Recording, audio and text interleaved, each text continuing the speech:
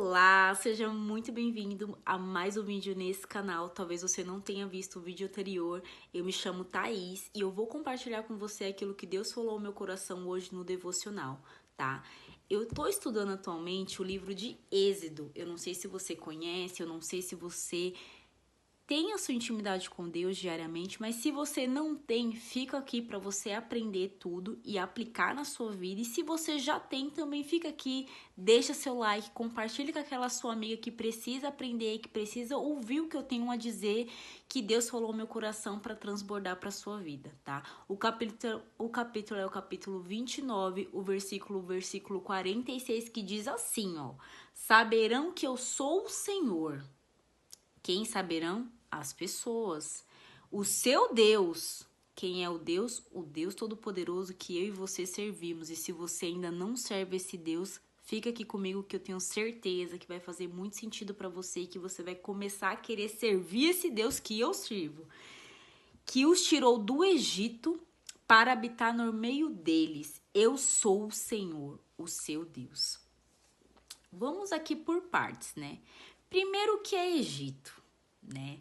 A Bíblia, todo mundo diz que a Bíblia é complicada de entender. E realmente a Bíblia tem muito, sim, seus mistérios, mas que através do próprio Espírito Santo de Deus traz a revelação pra gente. E com a meditação e com a busca e com o entendimento, nós vamos aprendendo ao longo do tempo aí o que é Egito, o que é santidade, o que é ser santo. Mas Egito nada mais é do que simboliza a escravidão, né? Escravidão do quê? Do pecado, do mundo. Eu até anotei algumas coisas aqui. Material, idolatria, limitação humana, representando um estado de opressão antes da liberdade de Deus, né? E o que é ser escravo? É tudo aquilo que domina você, é tudo aquilo que me domina, é tudo aquilo que faz a gente cair sempre no erro. Você e eu sempre sabemos aquilo que é errado, mas sempre estamos na posição de estar fazendo. Ser escravo é quando eu e você não temos a capacidade de dizer não, mesmo sabendo que é errado. E por muitas vezes a gente já tentou buscar ajuda, a gente já tentou fazer do nosso jeito, a gente falou, não, dessa vez eu vou fazer diferente, dessa vez eu não vou cometer esse erro. Seja qualquer tipo de erro, gente, seja... Vou dar alguns exemplos, porque eu passei por isso, né? E eu sei bem direitinho do que eu tô falando, porque eu vivi na pele.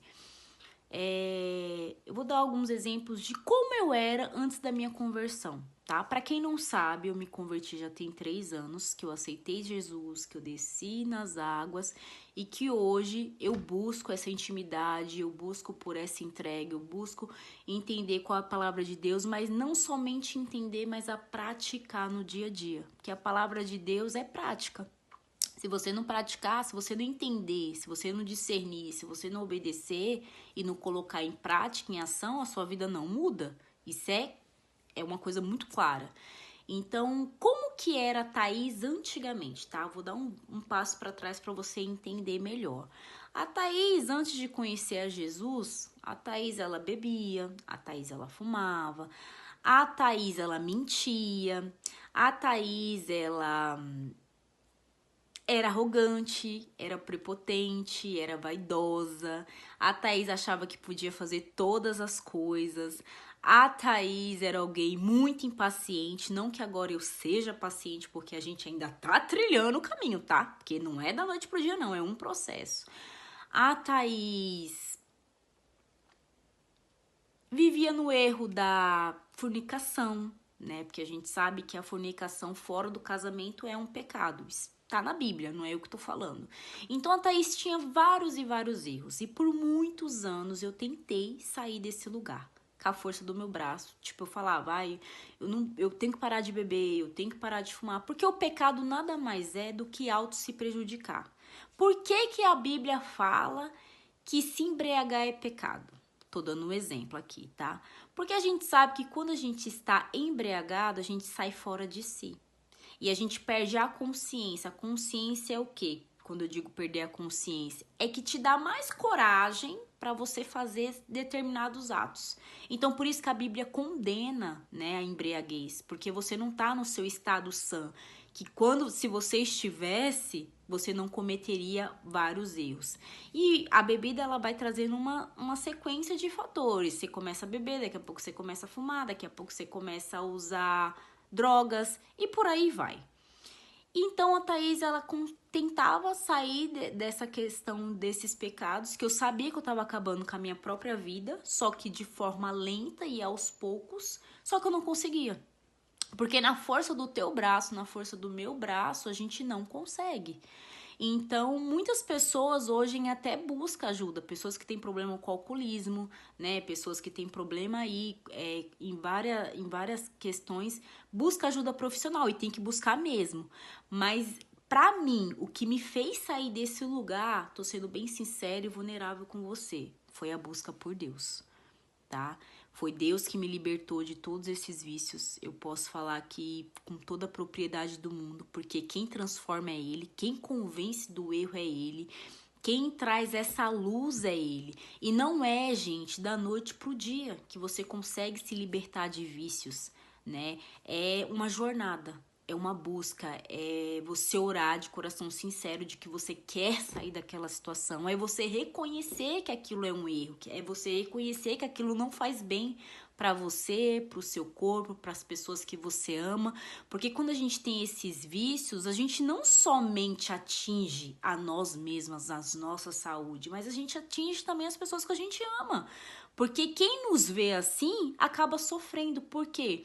Porque eu não sei você que tá aí do outro lado que vai assistir esse vídeo, mas por diversas vezes eu sempre falei assim, e na época eu até dava risada, que a bebida e o cigarro e as baladas, ela não me matou, mas ela muitas vezes me envergonhou. E eu acredito que você que tá aí do outro lado, se você já passou por essa situação de a bebida não te matou, mas te envergonhou muitas vezes, de você falar o que não devia, de você passar mal na frente das pessoas, de você cair, de você beber e não se lembrar do que aconteceu a noite anterior, de você ligar para aquela pessoa que você não deveria ligar, de se envolver com aquela pessoa que você não deveria se envolver, mas por estar embriagado, por estar no estado que não era para estar, você acaba fazendo coisas que uma pessoa sóbria ela não faria. Então, eu passei por essa transição e é exatamente isso que a palavra de Deus está querendo dizer hoje. Que Ele que te tira do pecado, é Ele que te tira do Egito, né? Que é da escravidão. Quando você e eu não conseguimos dizer não para algo que nos machuca, para algo que nos afasta da presença dele, porque Deus dele não habita onde tem pecado. E o pecado é, como eu disse, nada mais é do que você se manter escravo de algo, de saber que aquele algo te faz mal para as pessoas que você ama e principalmente não agrada ao coração de Deus. Então, é esse convite que o Senhor faz. E quando a gente sai desse lugar de pecado, desse lugar que a gente por muitos anos lutou para sair, que Deus nos tira, quem reconhece que foi Deus que nos tirou é as pessoas, porque as pessoas e nós mesmos, porque você fala, caramba, durante tantos anos eu lutei, eu fiz, aconteci, busquei ajuda, isso, e eu não conseguia sair desse estado. Mas a partir do momento que você reconhece quem Deus é na sua vida, que você tem fé, que você ora, que você pede ajuda às pessoas certas, primeiramente a Deus, depois às pessoas certas, porque tem pessoas que precisam pedir essa ajuda, seja para um psicólogo, seja para um psiquiatra, seja para um médico especializado naquilo que você quer se libertar. As coisas elas começam a sair do lugar. Mas enquanto eu e você não temos a consciência de que nós precisamos de ajuda e moer o nosso orgulho, porque é um estado de espírito, de consciência, de decisão, de ação, de se afastar do erro. Eu vou dar um exemplo muito prático de mim, que quando eu comecei o meu processo de abandonar o cigarro, a bebida alcoólica, a fornicação e tantos outros pecados, primeiro foi um estado de consciência de que eu estava no erro, segundo foi um estado de decisão, e terceiro ali foi o Espírito Santo conduzindo, me ajudando dia após dia. Por que que eu digo que primeiro tem que ser um estado de consciência? Porque se você não reconhece que aquilo tá te fazendo mal, você automaticamente não pede ajuda, não confessa a Deus, não ora a Deus para sair daquela situação. Segundo, que depois que você reconhece, você tem que ter uma decisão. E a decisão que foi vou dar um exemplo do cigarro.